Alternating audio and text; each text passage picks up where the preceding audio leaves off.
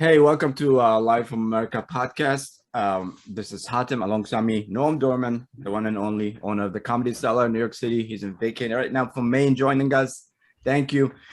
You know what's funny? True story. I'm writing an email the other day. I swear to God, I was like, "Hi, this is Hatem alongside me, Noam Dorman." I was like, "This is just in my head the whole time. I just keep saying it the whole time.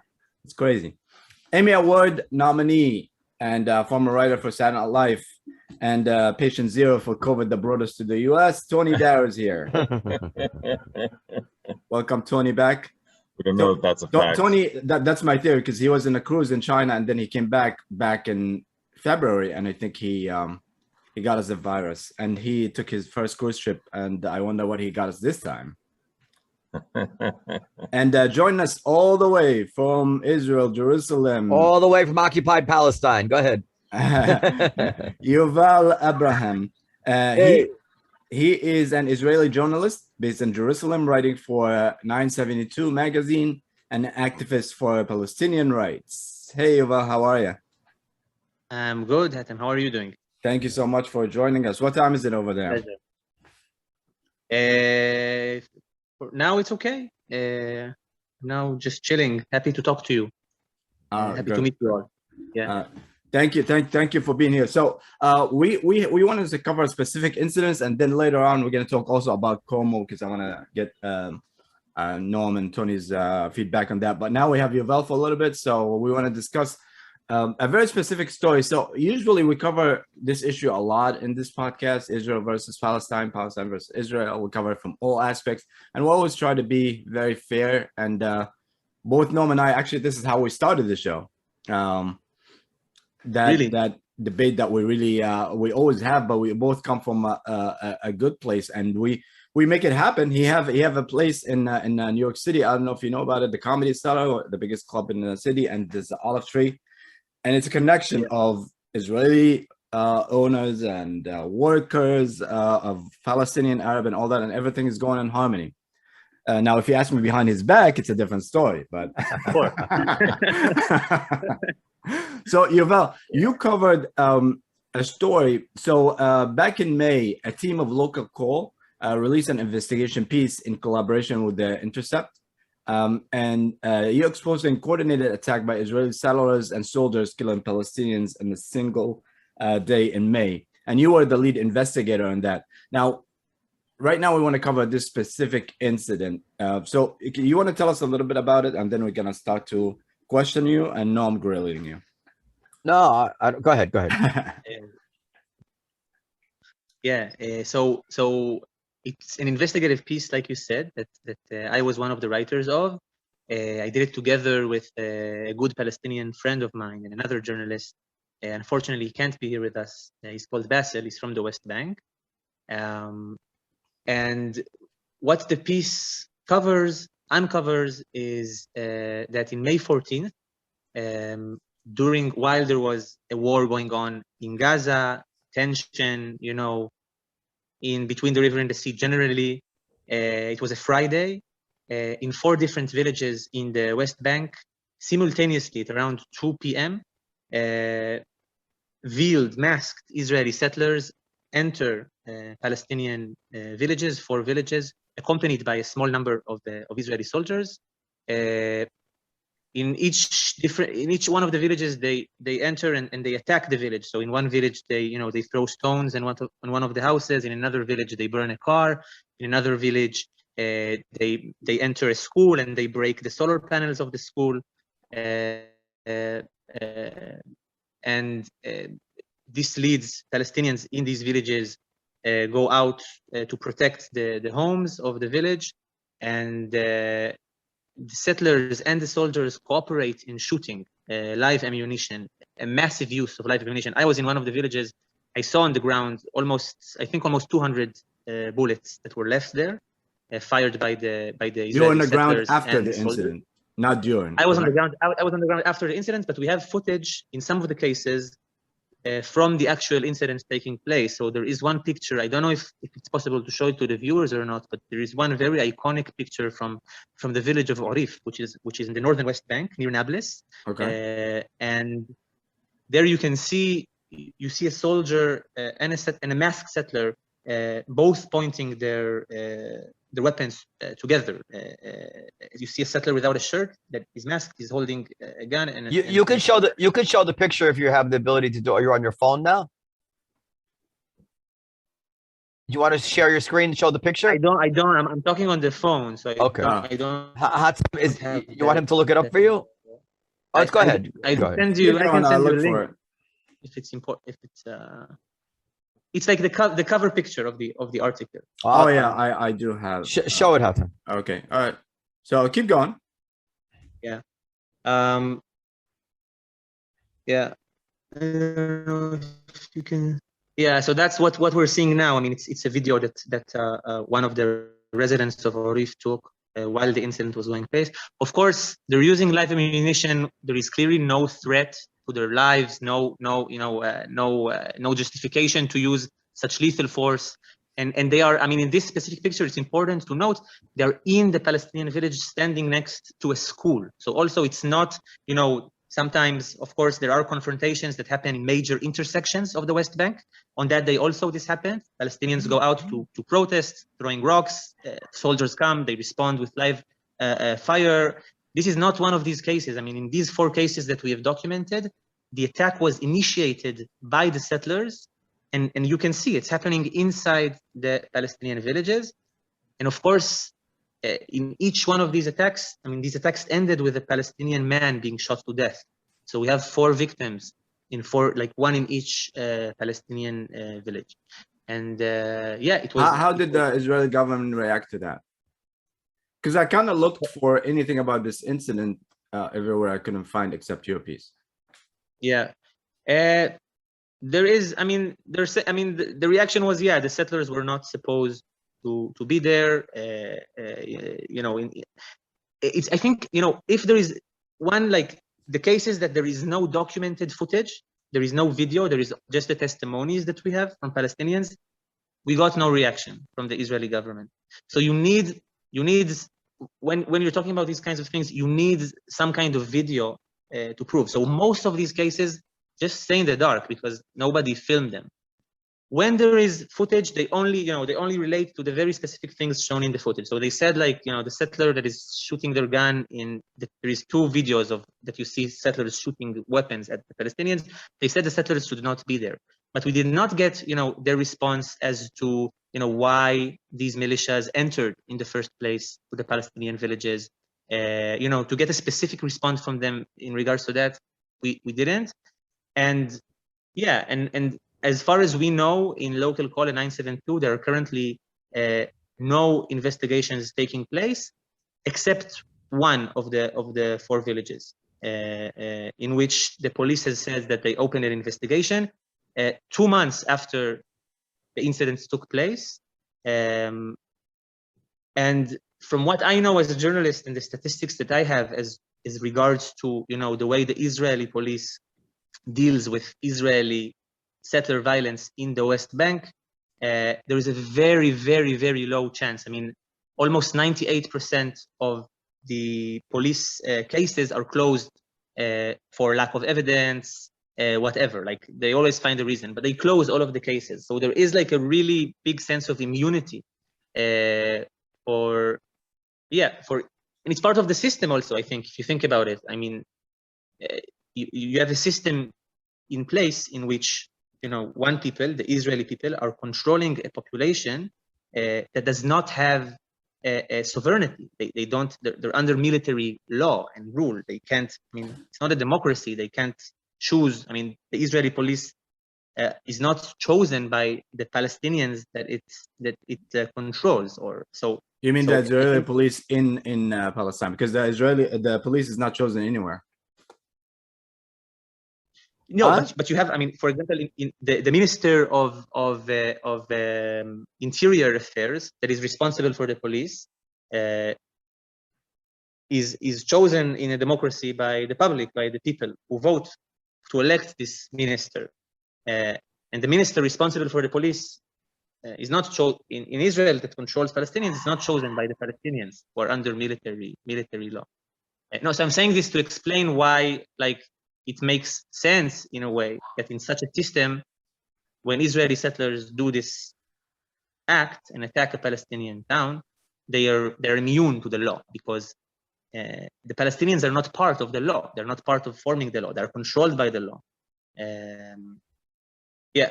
So that's in brief, I guess, what happened that day. And of course, there is a lot to say, and yeah.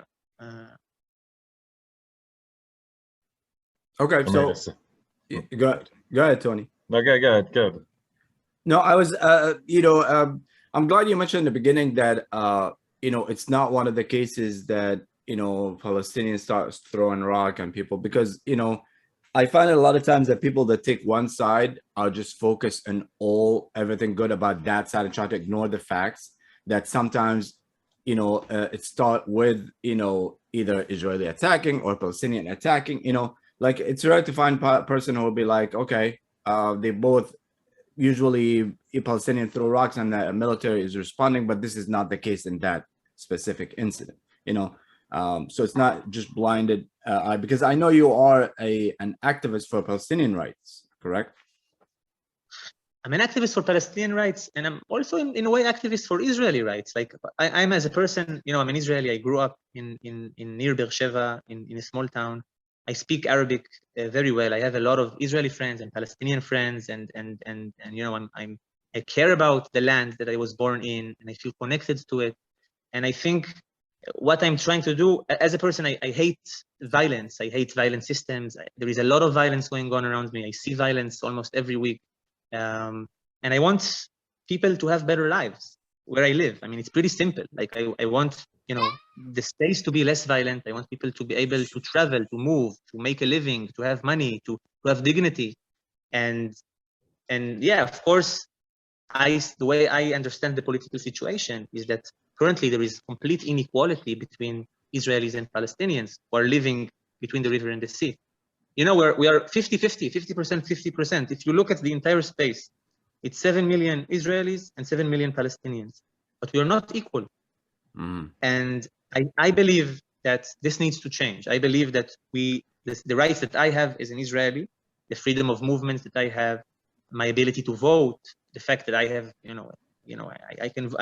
all of these rights should be also afforded to Palestinians, and there should be equality. It may sound naive after what I'm describing, after what happened in May and the war in Gaza and the tension, and also, but this is what I'm trying to do, and with other Palestinian partners, Israeli partners, who are part of the left wing, I think this is what we are trying to do, to build a future of equality and of justice, to end the military occupation. So this is what motivates me, and yeah. No, that's awesome. I have some questions. Okay. So I just had as a personal questions. As a guy who feels, forgive me for having some technical problems here. As a guy who feels as you do about the politics in Israeli, how do you handle having to mandatory military service? Do you go to the army, or can you be a conscientious objector? What options are there for you? Because obviously you don't want to go take up arms. Yeah, so I'll tell you what I did, and then I can say generally. So for me personally, when I was 18, I was recruited and I left the army in the middle out of political reasons. I didn't, back in the time, I didn't do it as, like I didn't say out front the political reasons. I found a way to do it through, saying like, I can't fit in to the system, basically, to the military army. Generally, what I did is really uncommon. It's considered also in Israeli eyes, in mainstream Israeli eyes, like a very, betrayal in a way of a national consensus. The army is very holy for here. And it's not an easy thing to do. Generally, people who decide to do this for whatever reason, some people do it also for economic reasons. They're from poor families, they want to work to help their family. This is also a political thing to do in my mind. But generally you can say you're doing it for a political reason, and then you sit in jail for any time between 1 month to 2 years. You can't know when they will release you eventually. Or you can, people find ways, like they say, for medical reasons, or they can't fit into the system. Yeah, in the end, if you want enough to get out, you will be able to leave the army. But it's Bone not spurs. Is bone spurs a good reason to get out of the Israeli military? What's the word? Bone spurs. President Trump didn't serve in the army famously because he had bone spurs, like some bullshit thing in his knee or something like that. So let me ask, 'cause I'm really interested in your point of view here. So, figuratively, if you had been in the army in 1948, when I don't want to presume, but you agree or not that the army was necessary in 1948, otherwise they would have been slaughtered, right? I think in 1948 the political situation was different. Yeah, that's what I agree. I just didn't want to presume that you felt that way. So assuming that you were in the army in 1948 and you have an unlimited lifespan, what year would you say you would have to quit the army? Like when did Israel get to the point where you no longer could, in good conscience, feel that you should defend the state militarily? You understand the question, right? I think I still feel until today that an army, I don't think we should erase all armies. Like, I'm not a complete pacifist that believes, there. I think that, as an individual, currently in the current system, the fact that all Israelis are immediately at 18 sent to the army creates a very particular mindset. And I think most of what the army does today is withhold a military occupation that should end.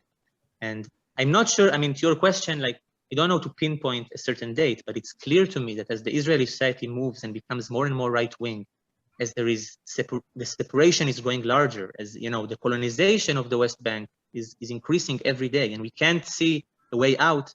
We really need people to be out of the national systems.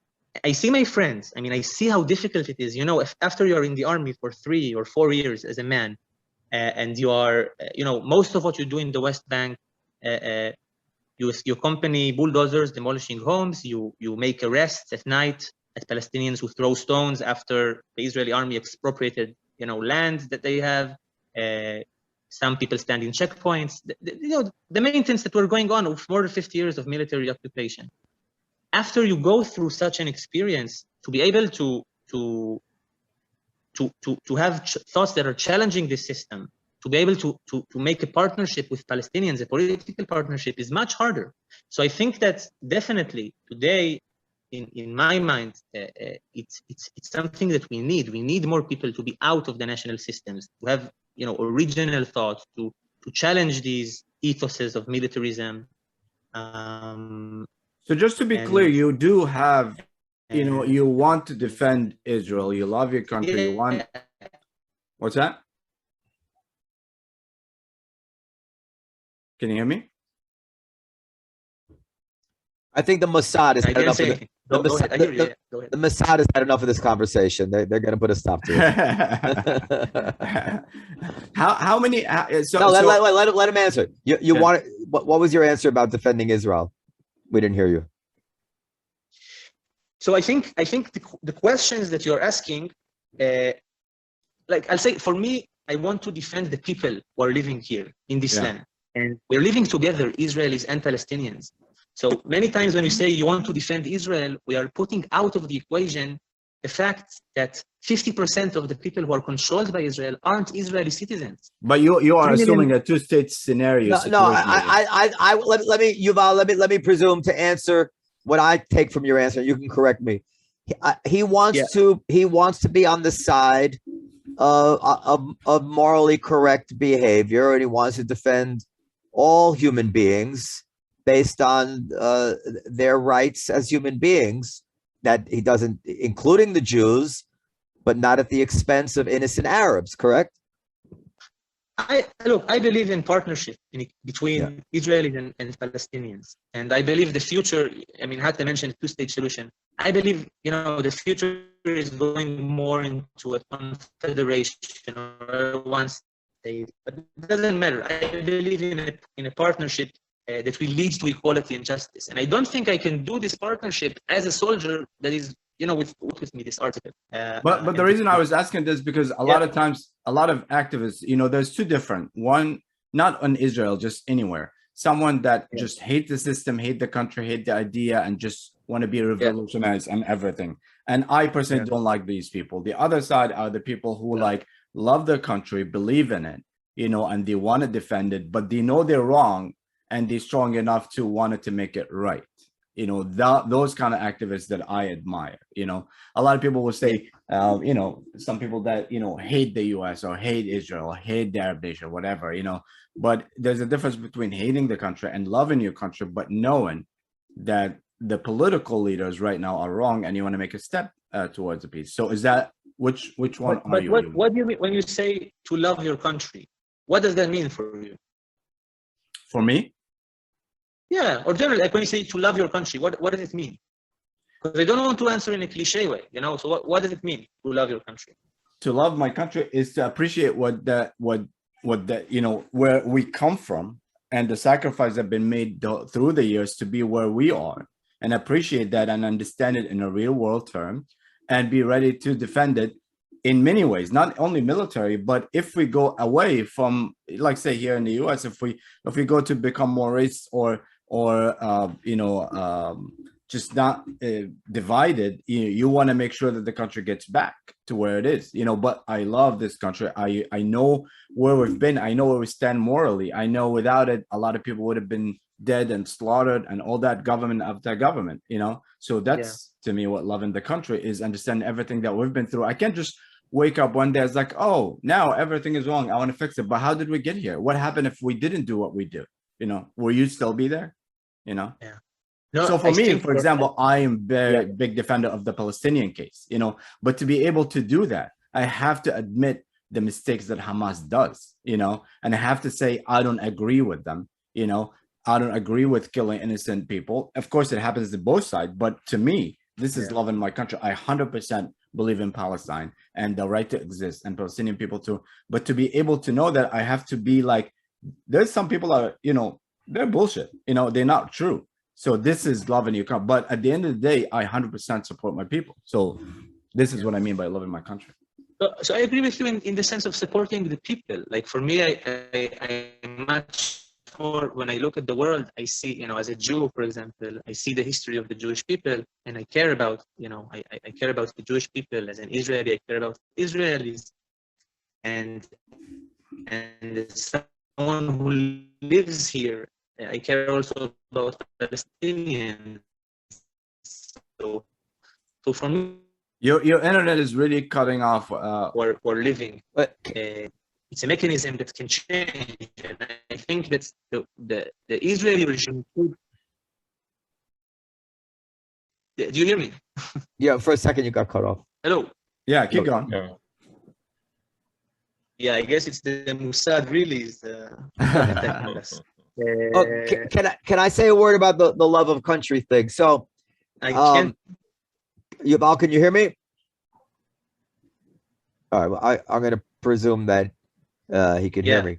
So, I can think, hear you. Yeah. I think that liberal people with some good reasoning are suspicious of patriotism, because what are the odds that everybody in every country is patriotic? It's obviously a emotion which is not very merit based, and it causes a lot of tribalism and war and things like this. So it's this automatic love of country. It's if you look at it too closely, you have good reason to be skeptical of it. But on the other hand, if you are leaving the particular experience of African Americans aside for a second, if you're most Americans, the story of America is actually a story of a country that saved the lives of their ancestors and presented them with a life and a realistic aspirations wildly more optimistic and more fair than any place on planet Earth. And so from a conservative point of view, see, I get that, but don't throw the baby out with the bathwater. You know, it's actually, there are actually very good reasons to be tremendously loving of America, because it's quite a special history that all us people who fled from countries that we shouldn't have loved to come to America. And Israel is partly the same for the Jewish people. And in our thirst to be fair-minded as Jews and to fully not shirk our responsibility to look at what we've done to the Palestinian people and whatever abuses there are, I do find discomfort with saying, but let's remember what Jewish history is. And it's okay to love Israel, because the future of the Jewish people without Israel, can't prove it, but it's quite likely to have been horrible. And so I just bring in both sides of it. But I agree with you that this shallow mantra of I love my country is quite often not examined and unhelpful. So that's my little spiel on all that. So go ahead. Yeah, just loving the country is, I think, what drives you to want peace, because kind of like touch what Yuval said in the very beginning is, and that's what motivates me and should motivate any activist, is when you love your people, you're gonna work the hardest to make things good for the world, because they live in that world, you know. But if you don't like your people, if you don't love your country, if you don't love, you know, that's a little different for me. But we'll see. But Tony, let me tell you, you hate America, Tony. Hatem, let me say this: if I were a Palestinian, I would have my ethnic pride as a Palestinian, but I would not love I would encourage them not to love their country, as it were, because it's totally corrupt, right? I mean, everything that Yuval is fighting for, I wonder. No, but you're mixing country and leadership and politics. You know? But I'm not mixing it. They're not easily separated. Their concepts overlap. But what I'm saying is that everything he's saying, I wonder, well, could any of this change so long as the Palestinian people, mostly all the Arabic people, live in dictatorships, brutal dictatorships? All the Palestinian people I know, you, Mustafa, various other people, of course, we all love each other, and we all could probably, if things didn't if the shit didn't hit the fan, we could probably all live as brothers, as neighbors, or in the same country, right? But no Arab country with a dictator, whether it's a Palestinian Authority or Hamas, is ever going to live peacefully with the Jews, let alone not terrorize their own people, right? Yeah, but the dictators of the Palestinians are the Israelis, not the Palestinians. No, that's not true. Palestine isn't a free state. Ask Yuval. He'll I mean, read and it was Amnesty International's account of the torture chambers in Gaza and on the West Bank. Oh, I understand that. Every prison has its hierarchy of inmate government, but it's not a free land. I mean, Tony, I get what you're saying, and I can't prove a negative. All I can say is that if there was some example of some Arab country which were different, I could say, yeah, you're right. What about the United Arab Emirates? Well, I don't. That's like a rich family that lives together. Like, I don't know. I'm talking about. You said there's an example. There's one. What about Jordan? I'm pretty sure that I'm pretty sure there's torture in Jordan. Go ahead. There's torture in everywhere. I think what you're saying. Your name is Noam. Noam, right? Yeah. And by the way, Jordan is mostly Palestinian, right? Go ahead, Yuval. So. No, I'll tell you why I'm offended about what you're saying personally, as a Jewish person. Yeah. You know, half of my family is from Arab. They're Arab Jews. Like my grandfather, my great grandfather, he was born in Yemen. Yeah. My grandmother, she was born in Libya. They spoke Arabic fluently. There are a lot of reasons for why. I mean, I think your description of the dictatorships in the Arab world is correct. most Arab states, I mean, most, we have Tunisia and we have Lebanon, most Arab states are in a state of dictatorship. But I think to assign a cultural reason for this, I mean, I'm reading between the lines in the subtext that you're saying. You're saying, well, the Arabs have dictatorships because, you know, culturally, I guess they're not like us, the United States or the Europeans. For me, it's an offensive thing to hear. One, because I don't think it's true. I think there is a historical reason, especially the Western control over the Middle East and other places in the world that have created this situation today. And two, I find it offensive because, you know, I'm half Arab as a Jew. I'm half, my parents, they spoke Arabic. I don't think there is anything wrong with their culture.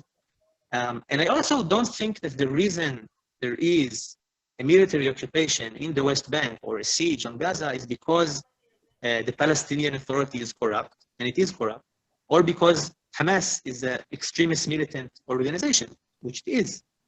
I don't think the casual link you're making is correct. I think it's easier for Israel to claim to continue this military occupation by using these facts as an excuse. But I think the main thing, the main reason why there is military occupation now is land.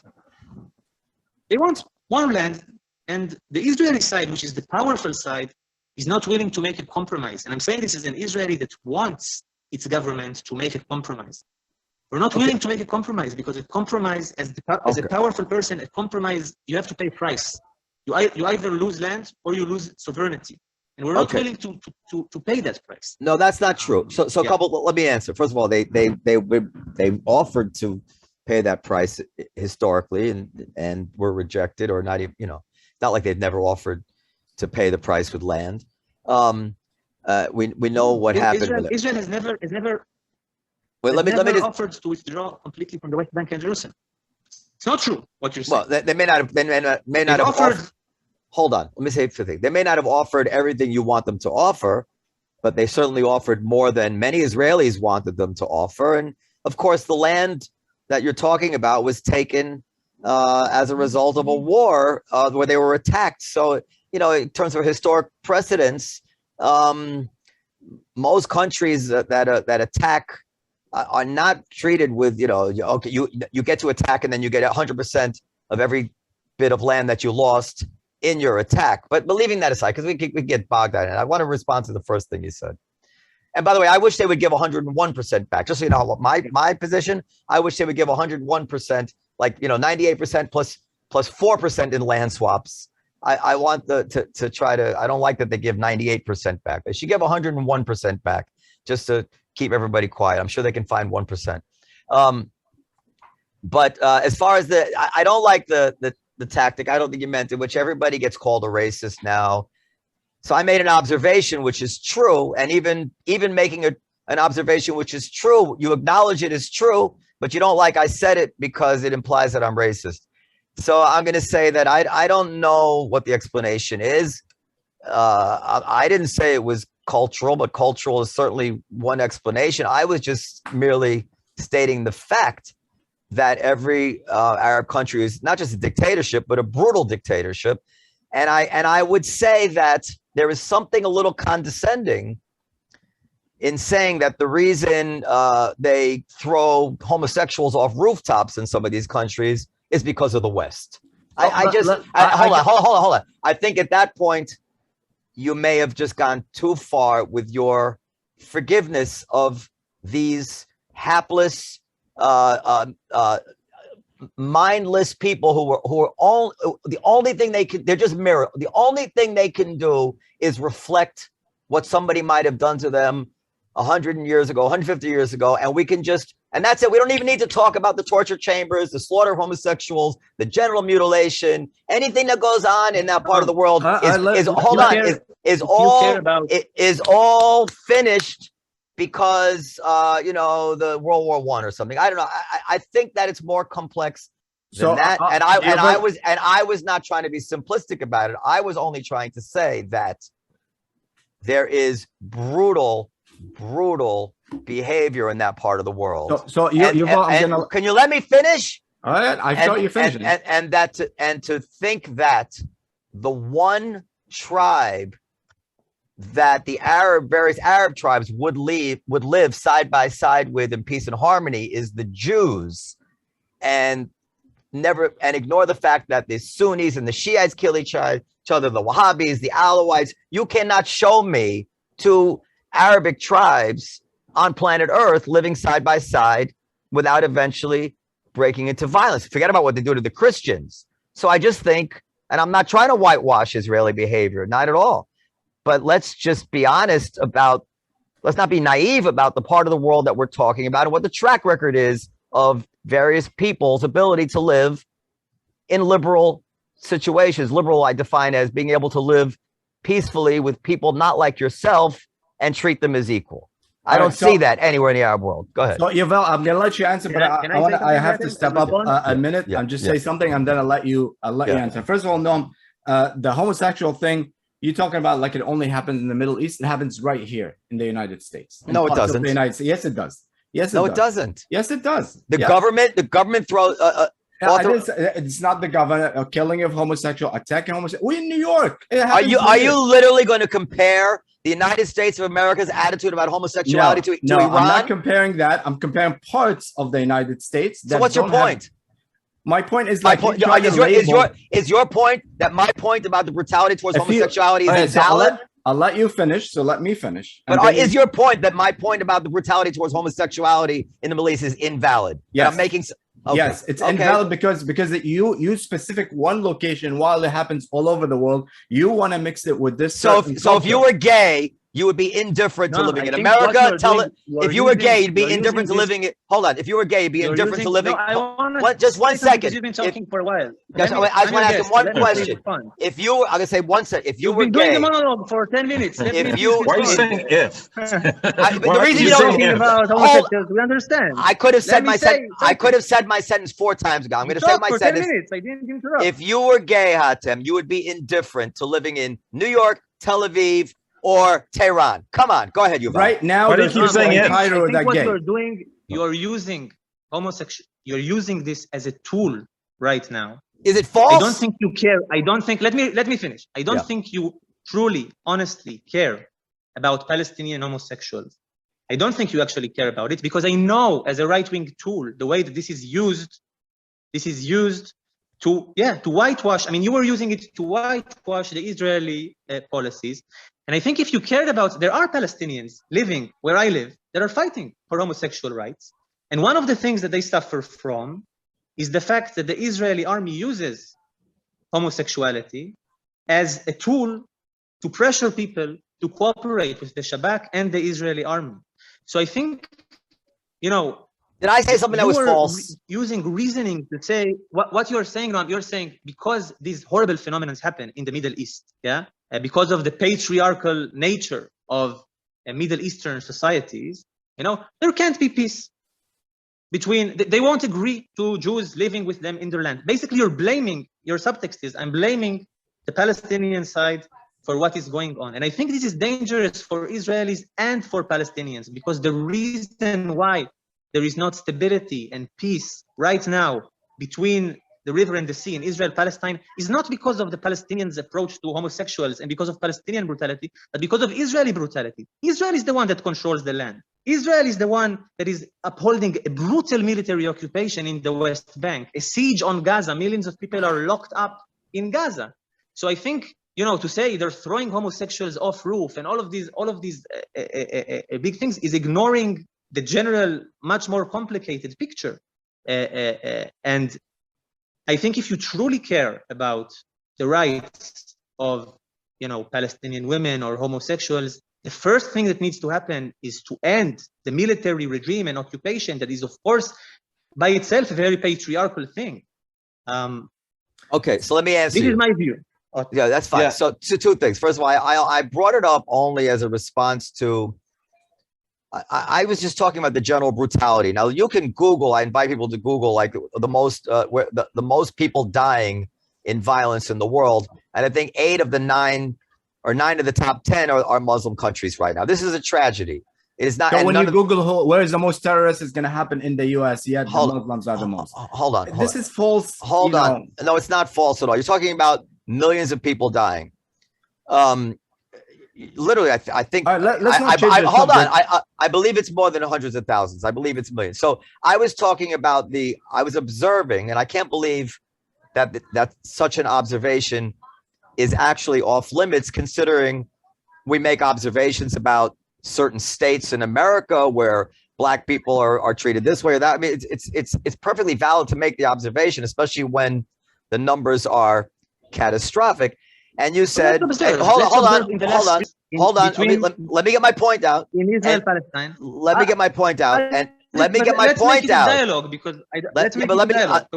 Let me just get my point out. Why? So and you said, well, this is because of the West, and I was trying to make the point. Well, my mind went to, well, like some of this violence in no way can be attributed to the West, or maybe, and some of it does seem quite cultural, like attitudes about violence towards homosexual. But the thing that upsets me, and then it'll be the last thing I'll say, because you've done it twice already, and I don't know if you mean to do it, but I think it's not fair and it's not right and it's not intellectual, really, is that every time I say something, you answer me with a mind reading of my character. The first time it's because I have a cultural racism. The second time it's because I don't really care about homosexuality. You know, dude, you don't know me. Either my facts and my logic are correct, and I'm always willing to listen to mistakes and facts and logic, or they're not. You don't need to read my mind, and it's not helpful, and you're probably unbelievably wrong when you do read people's minds. And this seems to be the classic thing from a left-wing person towards a right-wing person, is that I'm not going to deal with what you said. I know what you really meant, and I'm just going to answer what I know you really meant. I don't even need to deal with what you said. That's not what happened. What happened was he was offended by what you said, and he explained to you why he was offended. He explained to you why he was offended. He's offended because he thinks I don't really believe it. What I'm really saying is something I didn't say. That's why he was offended. That's not what he said. And I think Ask him. Ask him. That's exactly what he said. Okay, but the major thing was stir from the conversation. Ask him if we're talking about the Israeli. Ask him if I'm being fair to what he's saying. All right, well, I'm gonna let him. And also, Yuval, I know you gave us 45 minutes. I'd want to respond whenever you. I mean, as far as the incident that brought him here, I'm proud of him as a Jew. Actually, I meant to say this before I couldn't get in. I'm proud of him and Israel for the freedom and his morality that leads him to expose. But what, by all accounts, I'm not sure what freedom you're talking about, because we can only get it in one newspaper. So. That allows him to expose. What are you talking about? He's not censored in Israel. Allows him to expose an injustice occurring in Israel, as occurs in every country. And if what he's saying all turns out to be true, these people should be rounded up and put in jail, and they probably won't be. And he's fighting for the fact that they should be. And I can't take issue with any of that. I don't need to sign on the dotted line that nothing ever outrageous or immoral or brutal happens in Israel for me to think a certain way about the Palestinian-Israeli conflict. Good for you, Val, to exposing these I don't want to call them Nazis, but that's what I feel like I want to say. These brutal people in positions of power committing atrocities. Good. I'm glad he does. I don't have boo to say to defend these people. Yuval, you there? You're kind of frozen. Yeah. He's stunned.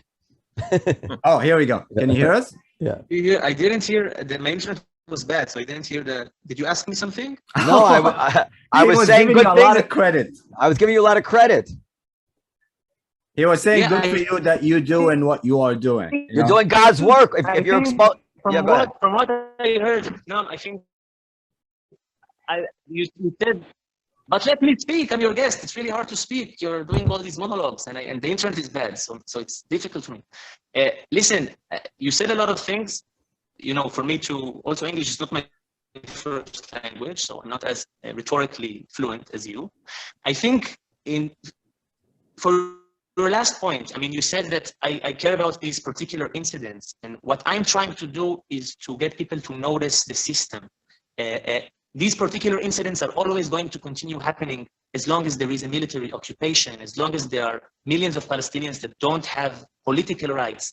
And I think for you to bring up the patriarchal nature of Palestinian society in this case is a propagandic tool to, in the way I view it. You're cutting off. To put this in the context of the military occupation. Do you hear me? I don't know if you're hearing me or not. But yeah. For example, I'll give you an example. In the past 3 months, okay, Israeli settlers have established 40 farms, okay, over tens of thousands of dunams of Palestinian land, expropriating this land from the Palestinians. Some of it was expropriated in the 80s, some of it was taken over by force now by Israeli settlers. What does this action of taking over land, of occupying more land, have to do with what Ron was saying? I think to bring, you know, these cliches about people throwing homosexuals off of roofs without, you know, going to the particular examples and connecting it to these policies is a propagandic tool, because the two things are not directly related to one another. I don't know if you're even hearing me because everything is frozen. Yeah. And also I have to go. Yeah, we can hear you well. All right, last question, Yuval. Can I respond to him? Because I'm not connecting them, and you're right. They're not connected. I was responding to the notion of what I think is a unrealistic optimism. If you recall, what I said was that I thought the key to this in the future was that the Palestinian leadership had to be democratic. I said that I know Palestinian people who could live side by side with me as brothers, but so long as they're leaders and they were brutal dictators, that there would be no good outcome in that part of the world. That's all I said. And the Israeli leaders also are just as bad. No, they're not just as bad. Yeah, I'm just sorry, as bad. They're just very good politicians. Well, you'd have to give evidence of that then. Well, there is so many. I can give you names of people that died over and over for no reason. But anyway, Yuval, I know you have a limited time. So last question. First of all, thank you so much for being here. I know it's hard with the connection and the timing and all that. And really, we all know him was saying, and I agree with him, is like your work is great. You know, because you're exposing something that people need to know about it. So thank you for that as well. The last question, what do you think the solution is, in your opinion? In my opinion, I think today the two-state solution has lost a lot of its relevance mainly because of the extreme amount of settlements built in the West Bank and in Jerusalem. I think the idea of separation more and more is becoming irrelevant. And personally, I believe a solution has to take into consideration the fact that the space is shared between Israelis and Palestinians, but there are two different national identities. So a solution like a confederation, there is a very interesting initiative. It's called really encompasses, touches on the core issues in a way. And this solution is a confederative solution. So there are two states that give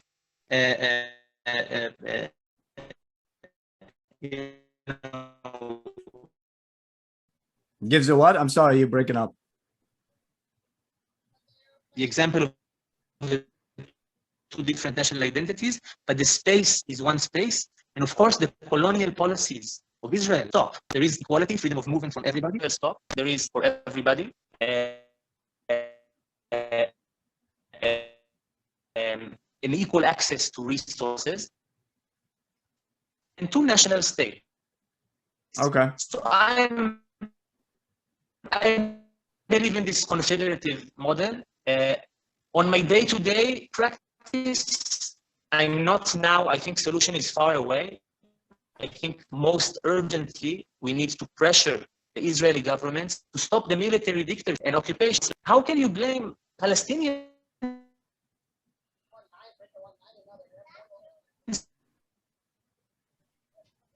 Yeah, you're breaking up. So you're for one for not state being federation. democratic when Israel. Okay, the Mossad decided to cut. Oh, he's back. So until he connects, I think he's saying he goes for one state. The two-state solution is. Well, if you get him back, ask him, does that mean like everybody votes in the election, all 14 million people? Yeah. Can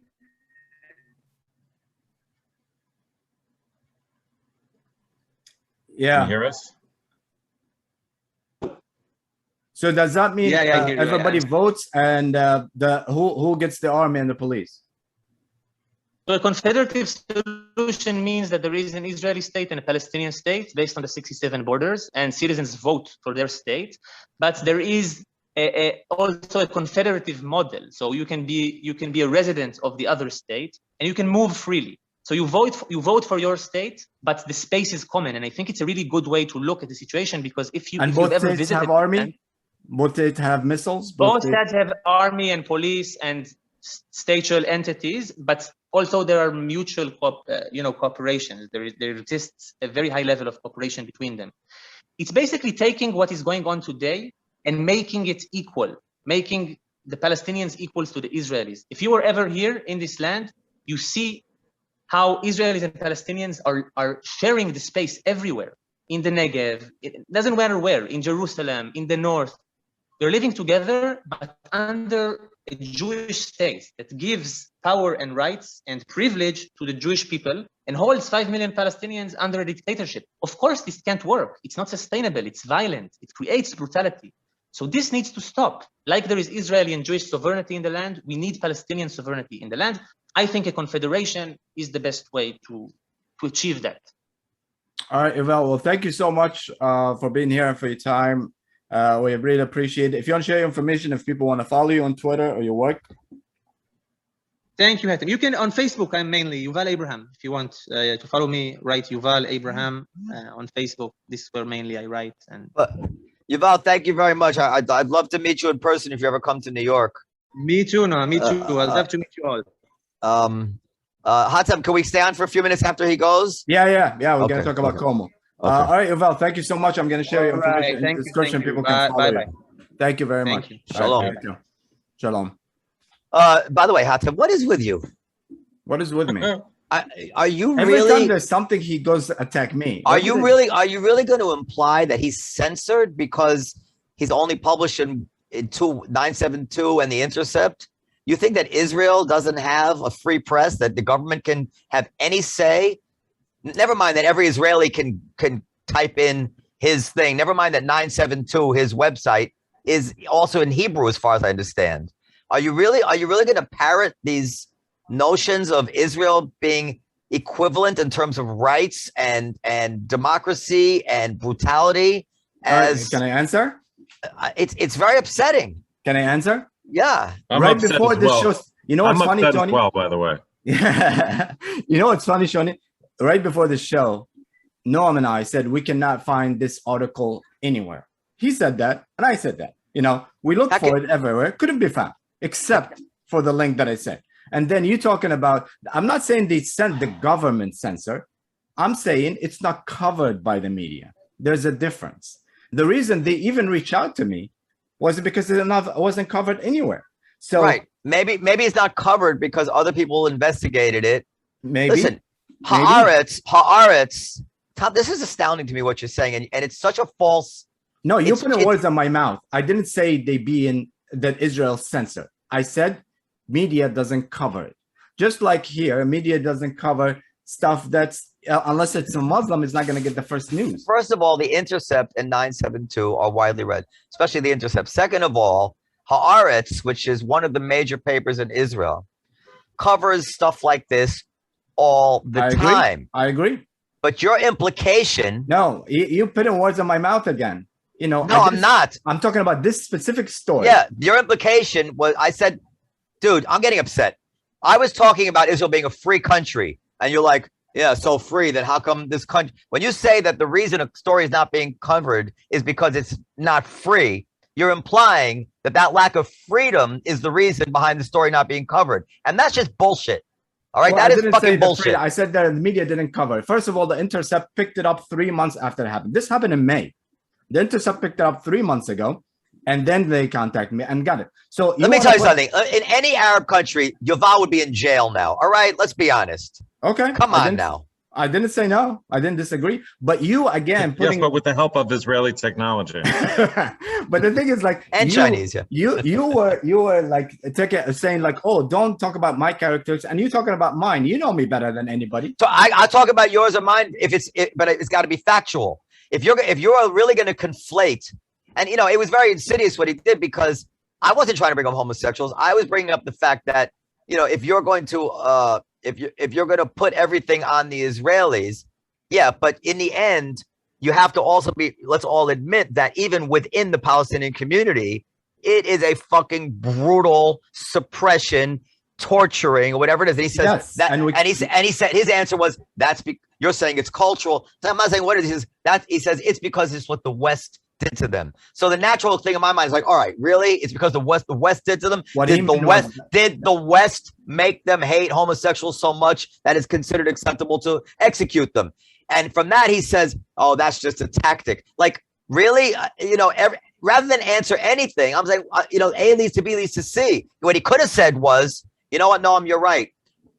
The fact that there's no picnic on the other side either, and I am quite concerned that if I could get my way in Israel, that everything would fall apart, because look what happened in Lebanon, look what's happening in Syria, look what's happening in that is what a good faith person looking at this But would here's say. the thing. Hold on. A good faith person would say, in my opinion, Israel is responsible for ABC, but of course there is no track record in that part of the world. Oh, he did no. say that. He did say Hamas is not a god. He said Hamas. He did. Yeah. What he was trying to focus on, two things. What he was trying to focus on was the Israeli part right now. We covered the Palestinian part so many times, and I personally said the second thing when he said the Western are responsible, he didn't mean what he meant, and we said that before, is the Middle East was occupied for years and years. That affected the education, the culture, a lot of things. So and that's why they're brutal. Which were set up by the West. And that's why they're brutal. Can I give you an example for a second? Go ahead. This is not about that.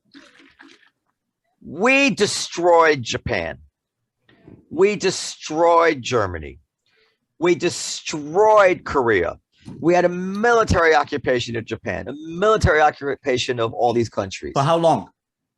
Many years. No, We're still. And then we rebuilt them. Hold on. We're still. No, we didn't rebuild them. No, we did not. No, you didn't. How long you occupied Japan for?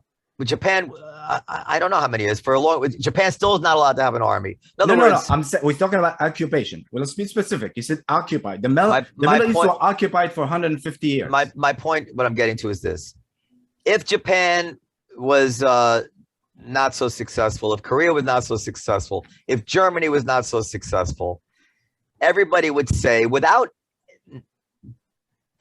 really many people requiring them to show their work, would say, well, of course Japan is like that. We destroyed them and we occupied them. Of course, Germany's like that, and Korea is the old. Like, what do you expect from Korea? Seeing what I'm saying. But there's a bottom line, which is that we've been we're not occupying Syria. We're not occupying Lebanon. We're not occupying many countries, and we are not responsible for what's going on there. Now let me answer, because now my blood is boiling literally, because you were going around the facts and it's not correct. First of all, what's not correct? What fact is not correct? Okay, let me say, how many times there was a war in Japan? Once. It was destroyed once, rebuilt since then. How many? Let's say Iraq. Every other month, every other year, there's a war. And first of all, there's a war constantly. You can't even rebuild anything. Not in Lebanon, not in Iraq, not anywhere. So you compare Germany, who have the last war was in 1945. Nothing happened since then. Same thing with Japan. That's one. Two, I'm talking about occupation, culture. When you have another culture living in your land for 100 years and telling you what to do, and there's no education, there's no, yes, that will affect you for a generation to come. That's what I'm saying. What were problems with Iran when they were under a dictatorship? What were they like before we occupied? What were they like? Tell me about what Iran happened before the revolution. How was Iran? What's your point? It was a dictatorship. Iran was Western, very Western, until the Islamic Revolution. Egypt before. And right. Well, so let's look at this. So I'm not going to defend the Shah. I don't know enough about that part. I'm sure they had every reason to want to get rid of him. But is the Islamic Revolution and the oppression that it represents the West's fault? No, but I'm saying the culture. I'm talking about Iraq. No, Egypt, yes, the no, Middle- yes, because we've been at war with Iran ever since they deposed the Shah. and the Middle, I mean, and all Iraq this. didn't go to a war with Iran without our help and blessing. Are you saying, Noam, that if a country was occupied, not bombed, but occupied for hundreds of years, there will be no effect in their culture and behavior and education? That's one. And two, if it's constantly bombed, like Afghanistan or like Iraq, or constantly in war, like Lebanon and Syria or Jordan, this have no effect. Of course it does. You know, I don't know. I don't say no. I don't think, of course, it does. really. Well, I mean, I can look at the Jewish people who have been murdered and slaughtered and second-class citizens and oppressed in the Soviet Every Union, time whatever we it is. talk about And something, you no, can and- connect something else. I'm asking you right now about the Arabic world. I'm just giving you an example. I'm just no, asking one thing. I'm not giving you something. I'm using a very original theory called analogies. All right. Okay, what's I'm the making analogy? I'm making an analogy. I'm saying that if what you're saying is true, then we would be able to prove it in other situations. I'm saying that the Jewish people who were treated horribly in Russia, horribly in Eastern Europe, slaughtered in Germany, 6 million of them in a short time, That's not the same thing. recovered, right? That's not analogy. Give me one place. Give me a place like the Middle East where there was constantly every war that ever happened for humankind happened there. You know. Well, and of it was course, occupied for but you're making my 150 point. I'm saying what happened in Lebanon, for instance, where the Okay. Muslims slaughtered the Christians, Mhm. and it continues to be. There's just a headline about Lebanon this week. What it's a basket case it is.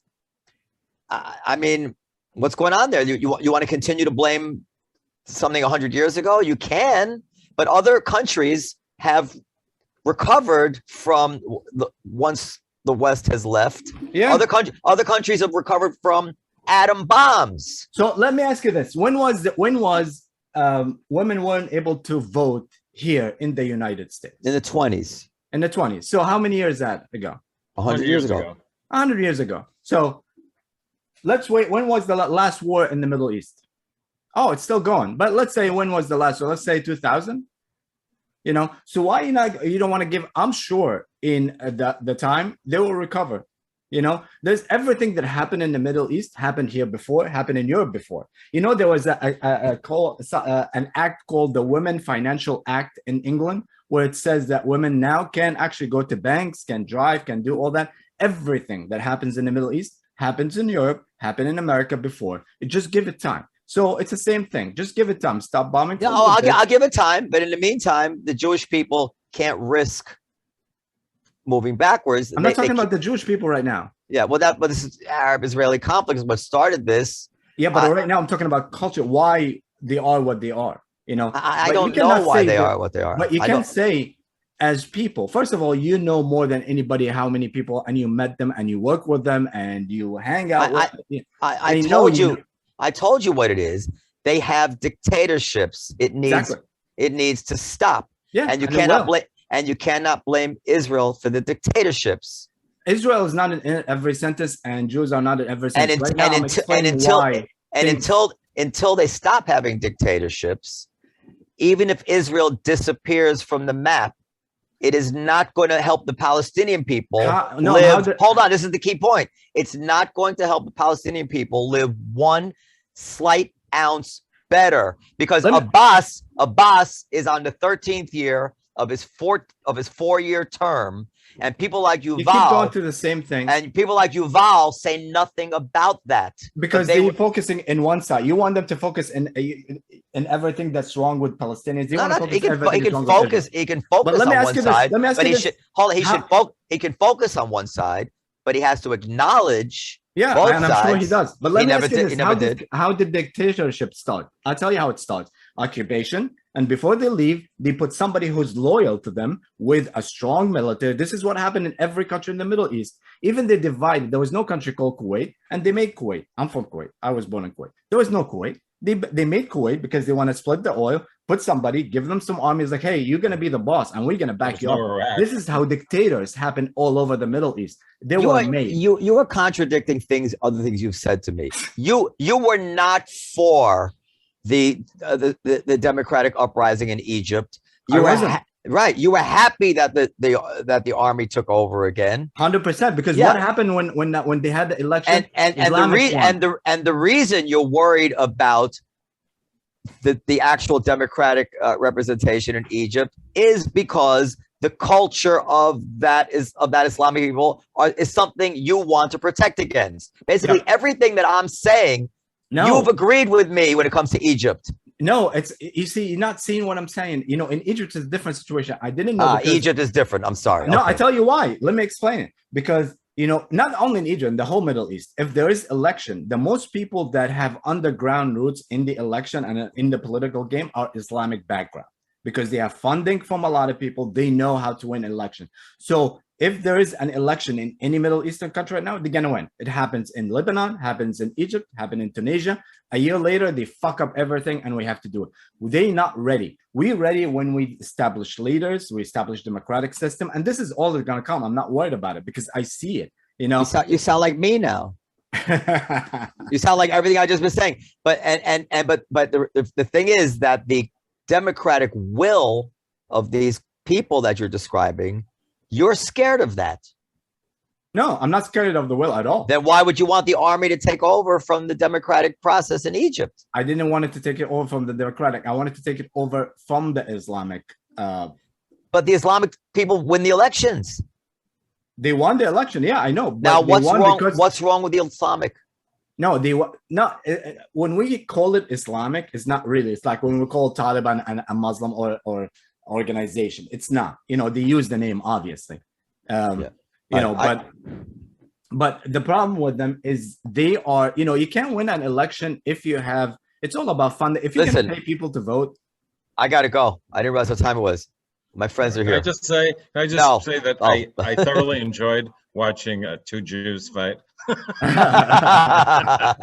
Cuomo, he's got to go, but I think he may. Cuomo, yeah, give a guy Tony and then Noam quickly. Your feedback on Cuomo and if he should leave. I don't live in New York, so it doesn't really. I don't even follow that story. I don't even care about that story. Here. Should he quit? Everybody seems to think so. Noam, what do you think? Do I think he should quit? Yeah. You mean from his point of view or point of view of the state of the people of New York? What do you mean by that? He should quit? No, from as a governor, and he was accused of something. He wasn't convicted. I don't know what this thing is about. You know, he wasn't convicted. Yeah, I mean, if he's innocent, he shouldn't quit. He should demand an impeachment trial, and he should cross-examine the witnesses. If he's guilty, then he has two options. He can try to tough it out and never admit it. You know, like real politics. Or he can disgrace him and his family name and resign. You know, he's in a bind. As a citizen, do I think that we're going to have a better governor than Cuomo who replaces him? No. As a business owner, I think Cuomo is probably slightly more realistic about what business owners need to succeed than whoever's going to replace him. So I'm torn. You know. But what he did is disgusting. What he did, to be clear, what he did is, you know, it's horrible. Well, I don't like the fact that they're talking about changing the name of the Mario Cuomo Bridge because of whatever he did. That's the dumbest thing I ever heard. They should have never named it the Mario Cuomo Bridge. Tappan Zee was an awesome name, and Mario Cuomo Bridge. He's an iconic governor of New York State. Makes perfect sense. And what else is he? Just by coincidence, Tony, he was Italian, wasn't he? Yeah, it's nice to see Italian Americans, you know. It every now and then, you know. He was a crappy governor. Especially since this country was named after an Italian American. It was named after an Italian, actually. Yeah, because there wasn't American yet. That's right. But what about his speech? Why did he say, I did not have sexual relationship with these women? I mean, this he seems to work, right? I don't know. It's I think you know, from just looking at from the outside, I think he's done. No, who's your friend? I'm not allowed to say his name. He doesn't want to be associated with I was going to ask him, what do you think about Cuomo? Can he say without saying his name? What do you think about Cuomo? I think he's He thinks he's. I think he's one of the worst governors in the country. Should he resign? Should he Step resign? down? He should resign because of the nursing home. Nursing scandal homes, that he absolutely, did. 100%. And I think all of the other charges are peripheral, even for the Democratic Party. I think they're raising these charges because they don't want to address the crisis on COVID. I think that was so badly handled. Nobody wants that on their hands. Absolutely. But And that was Andrew Giuliani, everyone. the sexual the sexual charges are substantial and more significant than I think anybody realized. Were actually like putting his hands on their girls' blouses, and it is, this is serious stuff. Yeah. This is serious. Well, I mean, like morally, I think he should step down anyway. But because obviously he's guilty of something, even if it's not criminal charge. But yeah, I just want to see the home. trial. Everything to me is entertainment first, and I would just love to see trial. the television stuff. Yeah, the trial, the cross-examination. I'd like to see Cuomo him being represented questioned. by Anthony Weiner. That would be a Oh, that would be awesome. good trial. So he should be represented by Anthony Weiner. You can always tell if the person is guilty or not by who they hire as a lawyer. Yeah. All right. Are we finished? Because I have lobsters to eat and friends. Jew So you're eating- talking oh about the my suffering God. of the A Jew eating Palestinians? shellfish? That's Yeah. But apparently it's halal. Apparently you can eat lobster. Hatem and I went out to dinner and he told me that Arabs can eat shellfish. I just assumed they copied us on everything, but I guess they were Not absent that day. everything. But as the Jews and Palestinians are suffering, Norm is gonna have lobster. Enjoy it. Lobster by the beach. Yes. all right. All right, yes. Tony, Bye, thank you everybody. so Well, much. everybody. Live America podcast. But you should get Yuval to come to New York. I mean, like make sure we get to meet him when he's in New York. Yeah, I will for sure. Is it possible to argue anymore without being, have your character assassinated? Like it's people Not need to these days, stop no. it. It's ridiculous. It's not gonna happen. Yeah. Okay. You don't All right, guys. care about homosexuals. Okay. Bye. Bye.